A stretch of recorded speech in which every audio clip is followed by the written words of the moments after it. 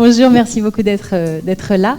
La fin de vie, c'est aussi le moment parfois, on l'a déjà aperçu dans certaines de vos questions ou interventions, d'une quête existentielle.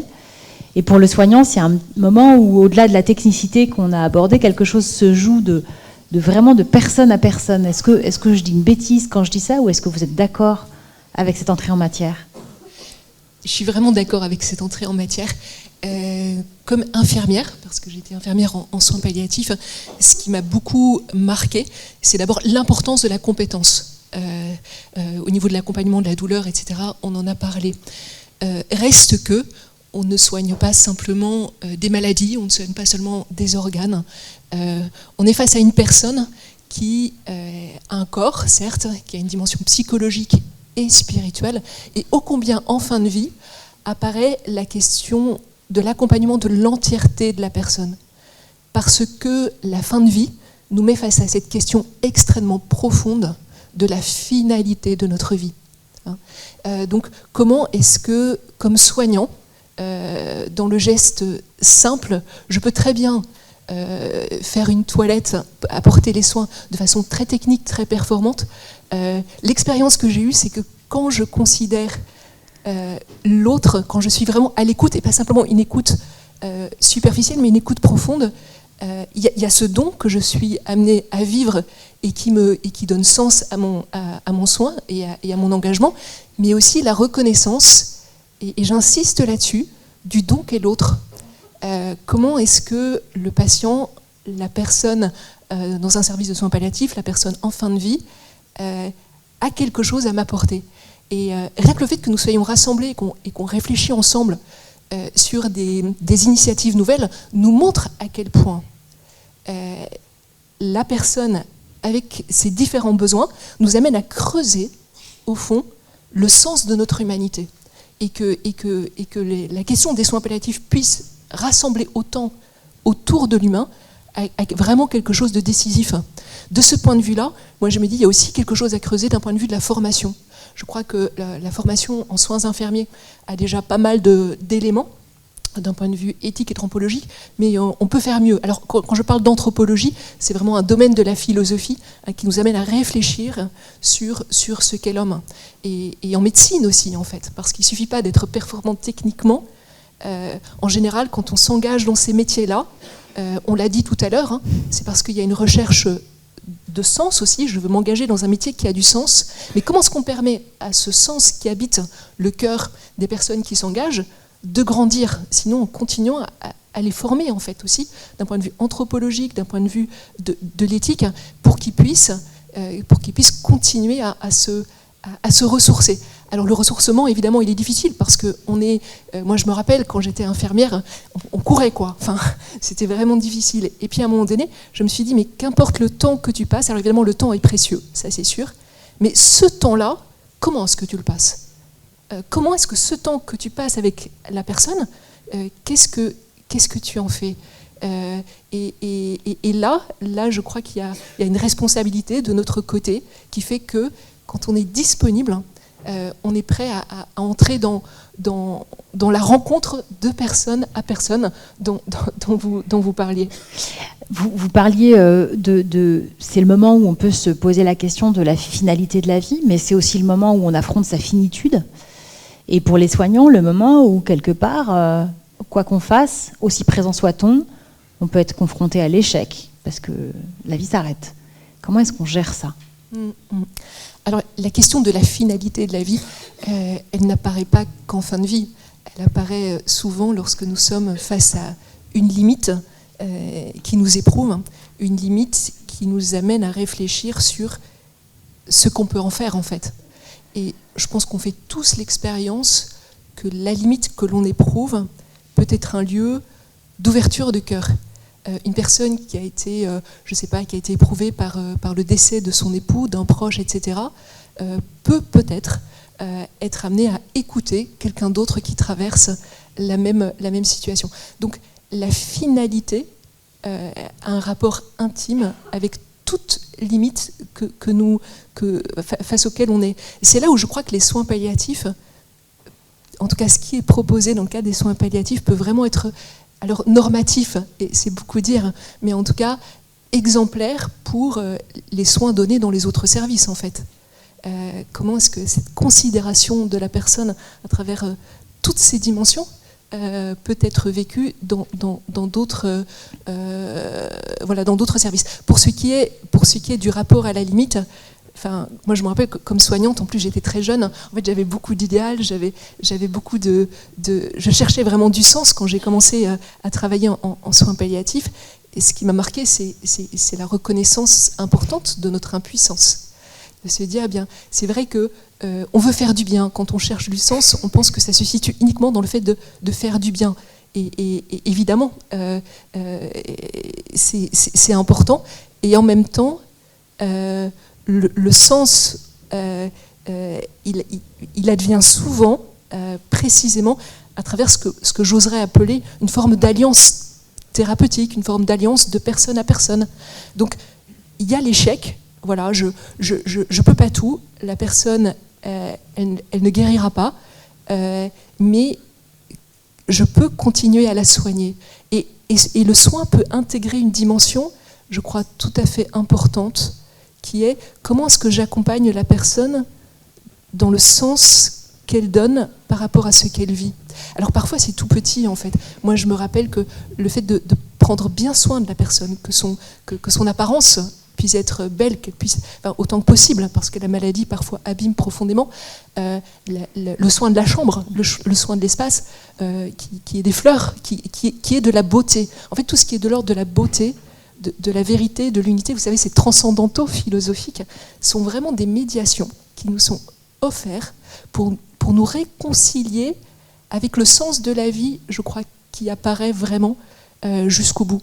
Et donc là, il y a une grande inventivité, une grande créativité possible. Donc l'échec est réel, c'est sûr. Et l'échec me rappelle aussi à quel point moi-même, je suis amenée à échouer dans ma vie. La mort est un échec dans un certain sens. Il y a un moment donné où on ne pourra plus continuer. Mais comment est-ce que cette réflexion sur cette finitude, sur cet échec, me conduit à donner un sens profond à ce que je fais ici et maintenant.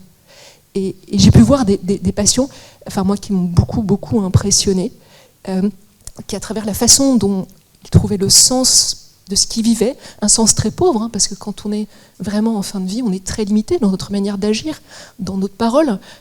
Parfois on a des moments de conscience et puis beaucoup de moments où il semble qu'on ne soit pas très, très présent, en tout cas dans la relation. Comment est-ce que à ce moment-là, la personne qui donne du sens ouvre, et ça, moi, ça me sidère, je trouve ça magnifique, ouvre un espace de liberté pour autrui. Comment est-ce que l'approfondissement du sens de la vie, et les soignants peuvent être vraiment témoins de cela, conduit à un approfondissement d'un vrai espace de liberté. Plus c'est profond, plus on découvre notre propre humanité, en fait. J'ai travaillé quelques années à plein temps, et puis surtout, après, j'ai fait aussi du bénévolat. Eh bien, ce que je peux intégrer aujourd'hui dans l'enseignement de l'éthique, eh bien, je le puise dans ces expériences que j'ai pu faire dans l'accompagnement des personnes. Il y a une richesse qui est là et qui, je crois vraiment, fonde une société, en fait. Et c'est Simone Weil, vous savez, la philosophe Simone Weil, qui disait, elle disait très beau, que la personne a une dimension sacrée, mais le sacré, elle le définissait comme cette intuition profonde que je porte, même si mes facultés rationnelles, etc., sont très diminuées, je garde une intuition profonde que l'autre va me faire du bien. Et donc, la dimension sacrée nous appelle à la solidarité et à la fraternité, à un accompagnement de ce sens de la vie jusqu'au bout. Et cet accompagnement du sens de la vie, cette liberté dont vous parlez, vous me disiez aussi quand on a échangé pour préparer que c'était un moment où on était finalement assez libre, il va jusqu'aux proches, c'est-à-dire que la fin de vie ne s'arrête pas avec le décès. Oui. Alors, déjà, moi je suis très impressionnée, vous savez, je me rappelle toujours quand on entre dans la chambre d'un malade, vous l'expérimentez, c'est tout un monde en fait. D'abord, moi, ce qui m'impressionne, c'est le rapport au temps et à l'espace. On voit comment des familles, des proches peuvent nous dire assez régulièrement quand même, cette personne n'en finit pas de mourir. En fait, il y a le temps qui se fait extrêmement long. Alors c'est très étonnant, ça, cette longueur du temps et cette densité de l'espace. Tout geste, et la famille est souvent démunie, parce que souvent c'est sa propre chair qu'elle a en face d'elle. Et donc forcément, quand un proche est marqué par cette finitude qu'est la mort, qu'est la souffrance autour de cette mort, alors une souffrance peut-être psychologique, spirituelle, alors voilà, il peut rester aussi des douleurs physiques et tout ça, on est profondément traversé par cette souffrance-là. Et donc là, je crois que le soignant aussi, il a un rôle important, qui est évidemment d'abord d'être à l'écoute du patient, mais les questions que porte le patient, c'est aussi des questions qui peuvent susciter des angoisses psychologiques qui peuvent être très liées à son histoire, aux relations, aux relations proches ou moins proches.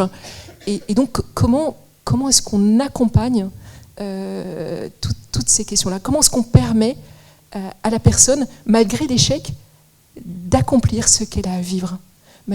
Parce que l'accomplissement est plus profond que l'échec. Moi, ça, j'y crois profondément.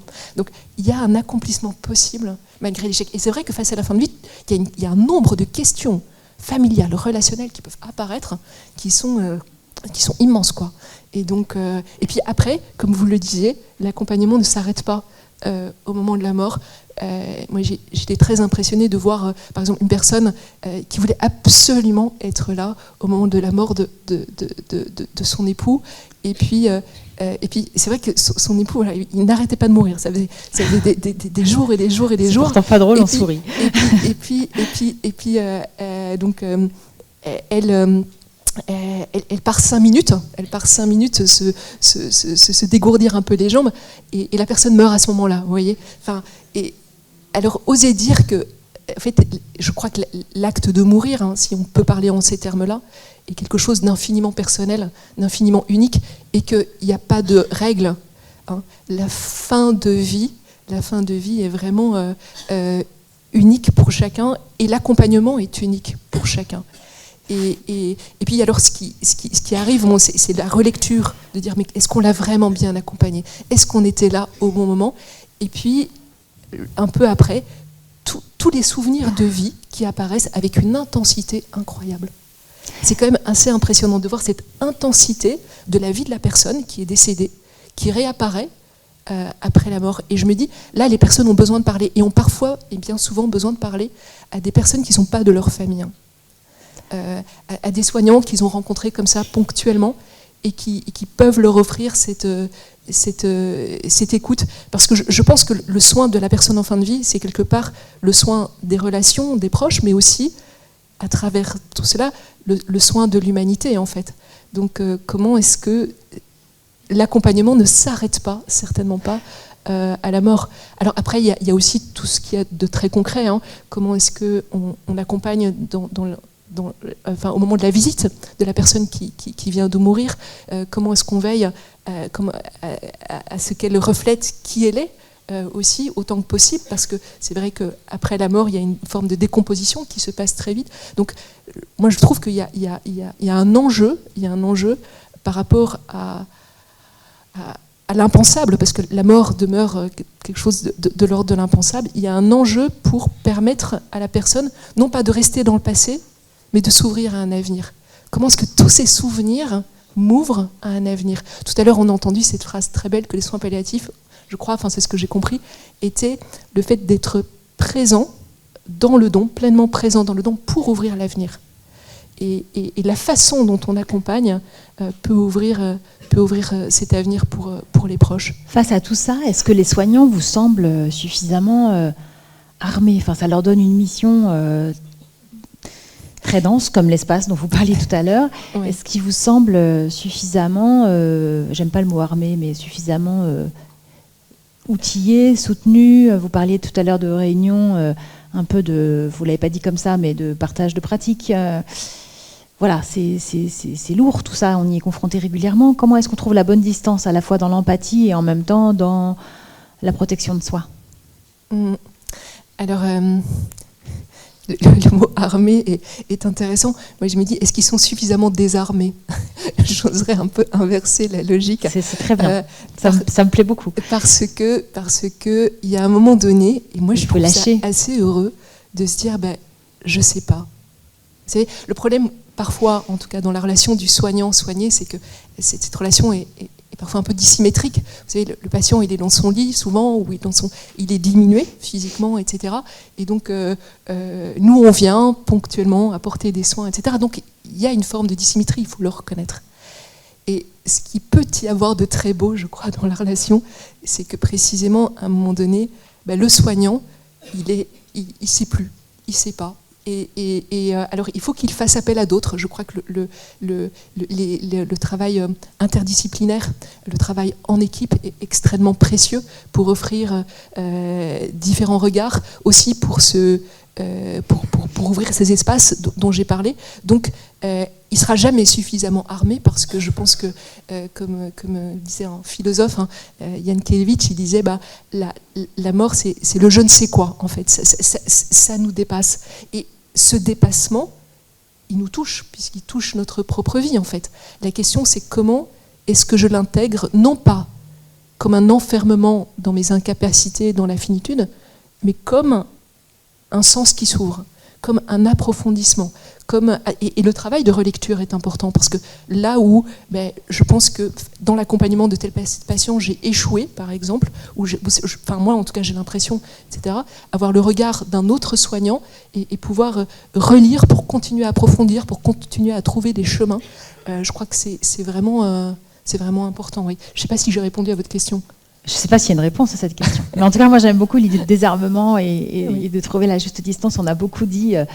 en tout cas aux travailleurs sociaux, peut-être aussi aux soignants, de mettre de la distance, etc. Et en fait, on se rend compte que dans tous ces soins, au sens le plus large du terme, il y a une part énorme de place aux affects aussi. Oui. On ne pas se les interdire. Est-ce qu'on peut dire ça? Oui. On est des êtres de chair, on est des êtres doués d'une affectivité, marqués par des émotions. Et dans la relation, inévitablement, il y a tout ça en jeu. Alors la question, quand on est pris par les émotions, je pense qu'il y a toujours ce recul intérieur que nous offre aussi l'aspect raisonnable, c'est qu'est-ce que j'en fais pour le bien de l'autre, en fait. Voilà. Ce recul qui me permet de me situer vraiment par rapport à ce qui est bon pour l'autre. Mais ce n'est pas toujours évident. Et parfois, et je crois que ça peut arriver, et c'est normal, surtout dans un service de soins palliatifs, qu'une personne n'a plus ce recul. Parce que le lien avec le patient était peut-être trop fort, ou j'en sais rien, mais je crois que ça peut nous arriver à tous, parce que c'est toujours une recherche d'équilibre. Et donc c'est là où l'équipe aussi est importante, de dire, mais écoute, moi je sens que j'ai plus ce recul, mais est-ce que toi tu peux prendre le relais? Vous voyez, c'est là où, autour de la fin de vie, je trouve qu'il y a une solidarité, non seulement au niveau de l'équipe soignante, mais plus largement, vraiment au niveau sociétal, qui je crois est le lieu de l'ouverture de l'avenir d'une société. Je ne sais plus qui disait ça, mais une société se mesure à la prise en charge de ses membres les plus faibles et les plus fragiles, en fait. Parce que c'est eux qui nous donnent de creuser ce qui va faire vivre une société. Comment est-ce que, là où on ne sait plus, eh bien, on va continuer à chercher. Moi, j'étais admirative tout à l'heure d'entendre le médecin parler de ses recherches pour la douleur, etc. Et je me dis, mais ça, c'est ça qui édifie une société. Je crois qu'on peut pas renoncer à ça. Et en cela, les soins palliatifs sont une clé, je crois, de cette approche philosophique qui devrait être celle de tous les services, en fait, de soins. Merci.